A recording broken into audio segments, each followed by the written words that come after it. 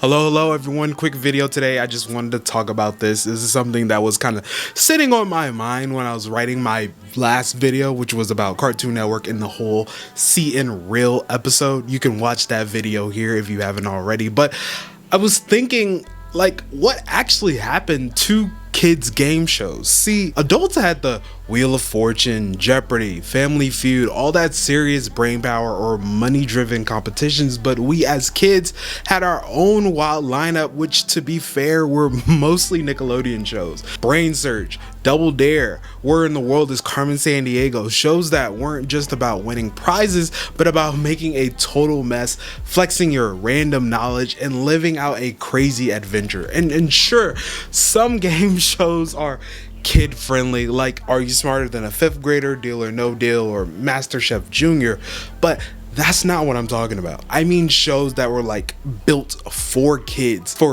watching at home. These were our shows. They had slime, giant obstacle courses, video game challenges, and some of the weirdest prizes you've ever seen. So today, let's rewind and talk a little bit about the greatest kids game shows that defined an era, from climbing the Aggro Crag to trying not to get slimed to facing down those terrible temple guards. Double Dare was the one I think started it all. Starring Mark Summers, Double Dare was Nickelodeon's breakout hit in the game show world. It had trivia, it had challenges, but let's be real, the reason we watched it was for the slime and the obstacle course. The physical challenges were the show's trademark. Kids would dive into a giant bowl of food, crawl through giant ear or nose, get drenched in goo, all while trying to find hidden flags. The grand finale obstacle course was a legendary 8 obstacle, each crazier than the last. The Sunday slide, Picket, which is basically the giant nose, and the iconic Double Dare hamster wheel. It was messy, it was gross, it was perfect, and Mark Summers later revealed that Nickelodeon kept it messy on purpose. The chaos was part of the fun. Duh.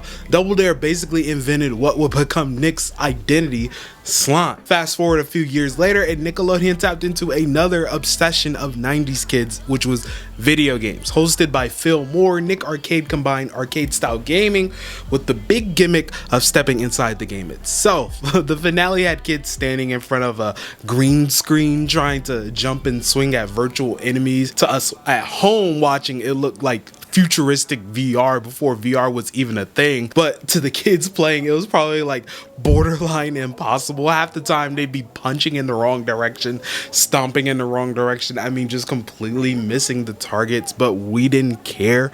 Just seeing someone inside of a video game was enough to blow our minds. So if Double Dare was messy and Nick Arcade was nerdy, Guts was Nickelodeon's take on sports. Hosted by Mike O'Malley and Maura Mo Kirk as referees, Guts was like the kids' Olympics. Events were extreme, so we had slam dunking on trampolines, racing on bungee cords or climbing walls, and of course the grand finale, the Aggro Crag. This glowing mountain covered in fog and confetti was stuff of legends. Every kid dreamed of conquering it. I mean, winners got a literal piece of the crag, a glowing green rock trophy that was basically the holy grail of Nickelodeon prizes. And what made Guts special was that it gave kids this sense of like epic achievement. You didn't need to be an athlete to go on the show, but once you were there, you got to be a hero. Also, I swear there were more kids game shows on other networks, but I mean, now that I think about it, why would there be? Nickelodeon, Cartoon Network, Disney Channel, those were the networks for kids. But go ahead and drop a comment and tell me which ones I missed and let me know. Also, go ahead and subscribe and like this video if you haven't already. Hosted by Summer Sanders, Figure It Out wasn't just about sports or slime. Well, actually, it was still about slime, but instead it was about guessing the weird talents of everyday kids. The Nickelodeon celebrity panel included like Amanda Bynes, we had Danny Trombelli, Lori Beth Denberg, etc. And this panel of guests would ask yes or no questions to figure out the secret. But the real fun was when they failed. Secret words would trigger slime, water, or pies to the face. It was chaos disguised as a guessing game. And honestly, half the talents were things like I can burp the alphabet or I can juggle cheese. It really did not matter. Just the joy of seeing your favorite Nick stars get humiliated while kids show off the weirdest and quirkiest stuff yet was what mattered the most. By the late 2000s, Nickelodeon brought back the game show energy with BrainSurge, which I'm sure many of you remember. Hosted by Jeff Sutphin, aka Pig Boy, you know Pig Boy. This is the show that focused on memory, logic puzzles, and visual games. Think like Double Dare energy, but with brain teasers instead of slime. Pay attention to the sounds they make. Max barks whenever he sees the cat. And Ruff barks when he's hungry. Pee-wee is always barking at the paperboy.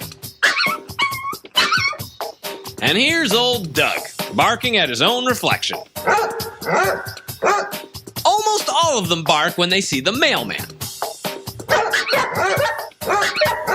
Based on the sounds of their barks, which one of my dogs is not barking right now? The set was bright, loud, and ridiculous. The prizes were cool-ish at the time. It was stuff like a cheap digital camera or portable DVD player. But honestly, the real win was making it down to the little floor puzzle thing. I was practically yelling at the screen for them to put me on the show because I knew I would absolutely kill it at that last game. That's how you knew Nickelodeon nailed the fun factor.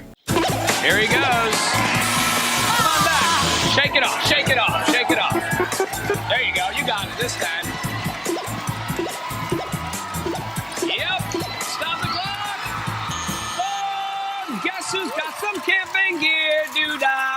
Now let's stop outside of Nickelodeon for a second. Where in the World is Carmen San Diego aired on PBS, and it was the most unique kids game show ever. Hosted by Greg Lee with Lynn Thigpen as the ironic The Chief, it blended entertainment with actual education. It was a geography-based game show, right? So you had to track Carmen San Diego's henchmen across the globe using little geography clues. And if you ever played Carmen San Diego PC game in the 90s, it's kind of like the same thing. What do you have for me? Post-nasal condors stalk by night. I've heard that's true. It's cold, Greg. Earth is in a New York town near the Massachusetts border.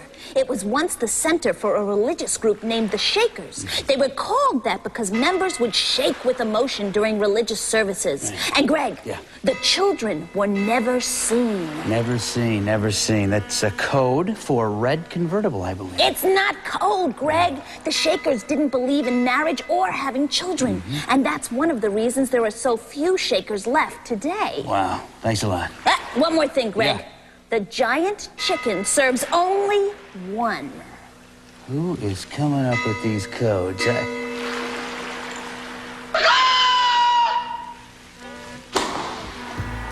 Nice. Along the way, kids had to identify countries, landmarks, cultural facts, and in the final round, placing giant markers on the world map against the clock. It was different but fun. It was a sneaky way to make us kids learn too. And we can't forget the music. The iconic a cappella group Rockapella made the theme song, which still lives rent-free in everyone's heads, whether you know it or Well, not. she sneaks around the world from Vegas to Carolina. She's everything you think her future from Berlin down to Believe. She'll take you for a ride from the most to China. Tell me where in the world is Carmen San Diego. I know Rhett and Link use it on Good Mythical Morning for their map food game. Thousands of mythical beasts have shared their favorite comfort foods from their home countries, and today we're gonna get to try some of them. Carbs and audience participation. I love it. It's time for Where in the World Do These International Mythical Beast Dishes Come From? It made geography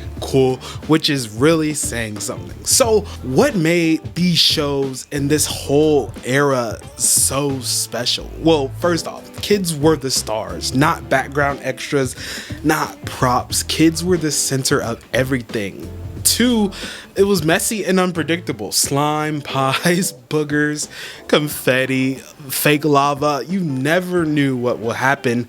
The prizes felt huge. A trip to space camp, a Super Nintendo, a glowing piece of a mountain. Even consolation prizes like a Nerf gun felt massive. It felt like anyone could be there. There weren't child actors with scripts. They were regular kids, as far as I know, plucked out of nowhere, suddenly on TV, living what was all of our dreams. And lastly, it was made for us, not watered down adult shows that tone the chaos, the humor. It was all dialed into what kids thought were cool. Together, these shows created a golden age of kids TV that hasn't really been matched since. And today, that energy lives on in YouTube challenges, TikTok trends, and Mr. Beast style competitions, but it's not quite the same as turning on Nickelodeon after school and seeing kids climb the Aggro Crag. I mean, I'm a grown man now, and it's not like I'd be watching them anymore anyway, so I'd like to assume that that's why they all stopped, because I stopped watching them. But